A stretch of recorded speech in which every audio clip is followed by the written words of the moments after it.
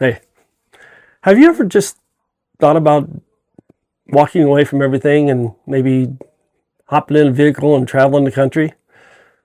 Well, after I graduated, after I retired, I I kind of did that after I graduated too. But after I retired, my wife and I decided to do something crazy, and we just sold everything we owned. We sold our home, our cars, most of our belongings. We bought an RV and just took out on the road. And no big plan, no master plan of how we were going to figure it out. We just took off and decided we'd do that for a while. It was tough locking that door for the last time and handing over the keys to our home and then driving away.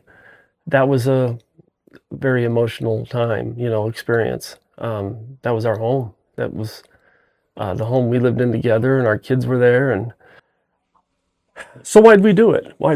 I think the main reason is we wanted some excitement in our lives. We were not bored, but comfortable, almost too comfortable, if that makes any sense. We weren't wanting for anything.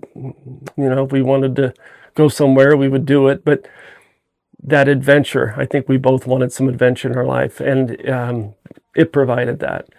We saw things, we went to places that you wouldn't experience unless you actually went out and did it. I used to do some hunting when I was young, and I loved to duck hunt. And I relate that to this. I don't hunt anymore. I don't have the heart for it. But some people would ask me why I do it. And it wasn't necessarily just to go kill things. It was an excuse to get out in the marsh on a 15-degree morning and be out on the water, seeing the things that I saw, the wildlife I saw, and stuff like that I wouldn't do if I didn't have hunting as the excuse. I would stay in bed, So it was kind of like that. It forced us to get out and see things we wouldn't see had we not taken on that lifestyle.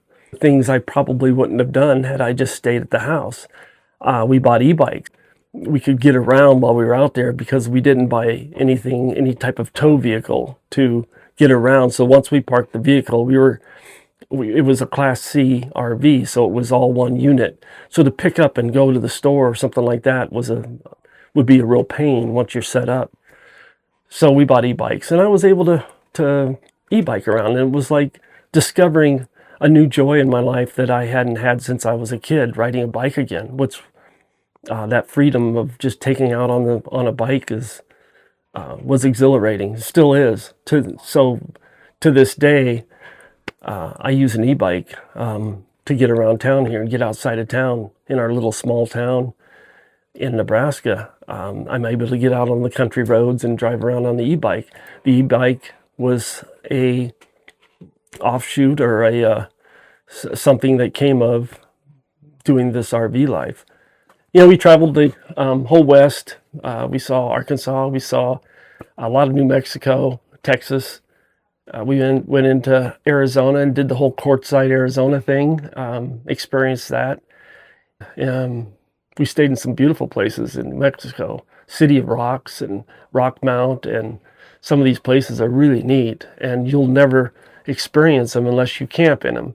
That's the campgrounds are primarily, the only way to go and see those things.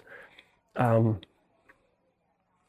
Mount was cool because it's one of the only state parks in the country where you can legally collect rocks and bring them out of there. Because there's a lot of, there have been, I think they're harder to find now because everybody goes in there, but there's lots of quartz and geodes and things like that there.